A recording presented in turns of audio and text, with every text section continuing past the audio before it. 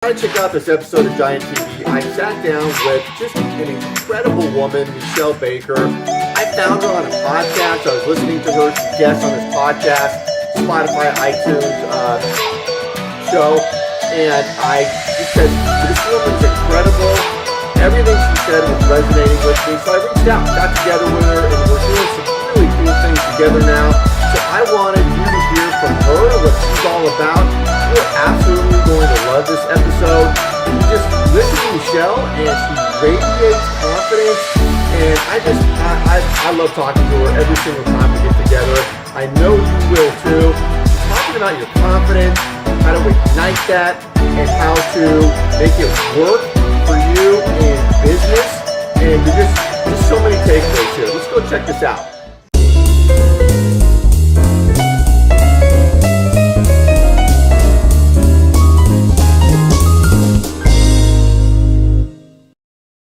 Hi, everybody. Thanks for jumping on Giant TV here for this episode. Really fired up for this. Going to be incredible. I've got Meshell Baker on here with me, who's Chief Confidence Igniter and Authentic Selling Alchemist. Hello, Meshell. Hello, Paul. Hey, Scott. Always fabulous to spend time with you and have discussion. You're so nice. Well, I got to tell people listening that just real quick the way we met. So Meshell guests on a very influential, awesome podcast that streams on Spotify, iTunes, everywhere. And I've been listening to it for quite a long time. And I was listening to Meshell on there, and I said to myself, this woman's incredible. What she was saying just resonates with me. So I reached out and stalked her, and we got on a Zoom and started talking and just hit it off. And we've got now some really great things going on together, collaborating on some things, a lot with Vistage Chairs in Vistage community. So I'm really fired up to have this discussion. And Meshell, let's jump into this. So what we're talking about here. So first of all, a little bit about you, big picture of what you're doing with businesses, and then touching on what we were talking about offline with Vistage Chairs, who have the second round in their careers, successful first run at doing stuff, and now they're building a practice. So we could start there. That'd be awesome. Yeah. So we were our discussion was around mindset. So the characteristics and the traits of success, right? And it's an intriguing principle of what happens sometimes when people have successfully been successful. So they've consistently been successful, and then they step into an endeavor or a venture where they have a struggle, where it's not as easy as they thought it was, where it's not a slam dunk or home run, and they come face to face with being uncomfortable, with being uncertain, right? To being it's almost like an inconvenience. Like everything I touch turns to gold. What is happening, right? Why am I feeling copper instead of gold and platinum? And so getting into that mindset and really having that person sit and delineating what does success mean, and understand that there's no certainty around success. Everyone at some juncture will be met with a failure, a setback, a disappointment. And your willingness to learn out loud, your willingness to be uncomfortable, your willingness to step away from the ego and the pride and really hone in on that why is everything. Well, yeah, well said. And because getting to sort of what you're focused on too is you're speaking around the country to incredible organizations on this topic, and you go in and work with businesses. And so before we drill down into maybe a solopreneur like a Vistage Chair, what are you doing with the companies? Where is your focus there? Yes, so I've been working with organizations around employee excellence and imposter syndrome. So those are the two main topics. So depending on the size, if it's an SMB, it's often a company-wide meeting or organizational training, and it's around that excellence and that endeavor to be willing to be curious. So the main theme of what I work is to look at where people are operating in judgment of circumstances, situations, and other people versus embracing and observing how they can be curious. Right. So what happens when we go into judgment saying that this is wrong, this is right, this shouldn't have happened, this should have, you should have, all of those are judgments, period. It is really, you have cut off all possibility when you discern and dictate what it is instead of asking the question, how can I leverage this? Okay, I see what happened and I see where it missed the mark. So what can I learn from this so I can continue moving forward towards the mark, towards the milestone, towards the target, right? It's never necessarily wrong, right? And I always say, as long as people aren't dying, we're not killing people, it's not a horrible thing. It's just a learning. And learning out loud is where people often struggle, especially adults, right? I always say, if you want to learn, if you want to know how to learn out loud, go watch toddlers. Yeah. Right? They don't care what you think about them. They don't care if there's no such thing or right or wrong. It's just straight up, I am experiencing something I've never done before, and I'm enjoying every moment of it. And that's where incredible entrepreneurs are able to change and impact their industries, the lives of the people that work for them, the customers and the clients they're working with, is when your target is for that, whatever you're creating, that someone experiences a transformation, that they are actually changed by what you've created. So this is inside the company. Then are you working, is it the teams where you see there's some dysfunction there, Yes. sales teams, operations teams, and Yeah. how do you get into the weeds there? What's going on? Yeah. So, for example, one of the conferences I recently did, Women in Trucking. So organizations like, I'll be working with Daimler and Volvo and other companies that come, and they'll hear me in a breakout talking about, championing confidence in the workplace, or imposter syndrome, right? Ditch the imposter is another one. And so they'll hear that talk and they'll, reach out to me, and then we'll schedule something to go in. And what it is, looking at how to give them tools that they can immediately implement. So they'll either bring me in for an event, which is one talk, which I always say, when you hire me or bring me in for one presentation, that is just information inspiration, right? So Right. people inspired to like, rah, rah, rah, this is awesome. Now, what people actually are looking for is they're looking for behavioral changes. And that requires people to be engaged, that requires feedback, that requires coaching, and that requires the learning. Right. So they come in, they learn, they get it wrong, they come back and they learn, and they're reinforced through the process. And that takes time. And I have those programs as well.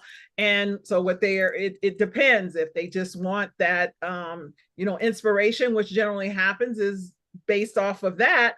Some of the companies will then go, yes, we want to continue to move forward with some actual behavioral changes. And it's just that right now people are, I always say, we live in a world where you're really getting adults who are struggling, like, within the employee level of workers, they have this expectation. And I always say, my term is, the math ain't mathin'. They have an expectation that work and life will be a certain way. However, they are not actually generating or being involved in their life in a manner that would generate those outcomes. Like, one of the questions I often ask people is, how many people want your life and your job to be amazing, when I'm talking to employees or to groups? And everybody's hands go up for the most part. And I'm like, well, tell me, how many people here did something that with certainty was amazing in the last couple of days? Quiet. Mm-hmm. I'll give you a week, right? Yeah. How many of y'all in this room did something that was amazing? And then so then it goes into making them aware. So now they have an experience of, oh, now let's talk about what amazing looks like and why it's important for you to give an incredible outcome. Like, there's no such thing as a bad job. Or a job you don't like. You've actually signed up for a miserable life. Helping That's a good way to put it. Yeah. No such thing as, oh, I don't like my job. No, you actually, what you've committed to is having a miserable life. So how do you help employees? How do you help people to actually realign in their behaviors and their thoughts and the process of what they do daily, so that they can start to see and have benefits, and which makes them more productive, and then the company becomes more profitable? because the research has shown the more confident employees are, the more productive they are, the more profitable the company is, period. It's the way it Yeah. works.